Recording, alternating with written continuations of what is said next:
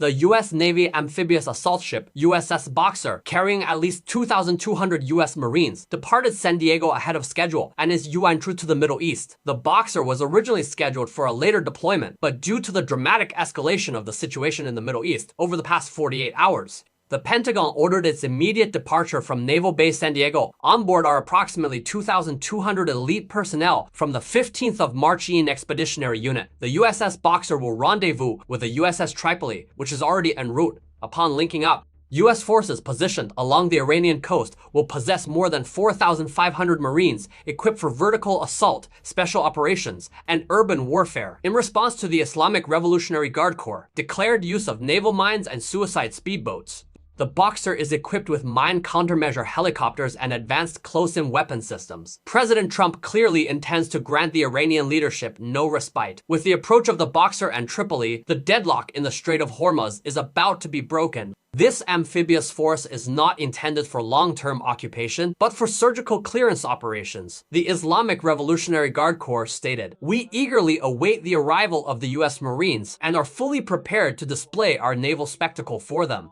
Analysts interpret the so-called naval spectacle as referring to the thousands of advanced smart mines that Iran has deployed across the Strait of Hormuz and the Gulf of Oman. This mine threat is the primary reason global oil prices have surged and NATO allies have hesitated to provide escort operations. The IRGC retains a large number of fast attack craft concealed in coastal caves. As long as the strait remains mined, the United States will be reluctant to conduct direct marine landings, which the Iranian side views as evidence that it has not yet been defeated. President Trump posted on social media, sharply criticizing NATO allies. Without the United States, NATO is nothing but a paper tiger. They refuse to participate in military action to prevent Iran from acquiring nuclear weapons. Now that the war has been won, they have taken almost no risk, yet they complain about high oil prices while refusing to help reopen the Strait of Hormuz. This was a simple military operation, the very strait that caused the high oil prices. They could have done it easily with minimal risk. Cowards, we will remember this. Trump reiterated his long-standing view that NATO has become excessively dependent on American military power. He asserted that had it not been for the US-led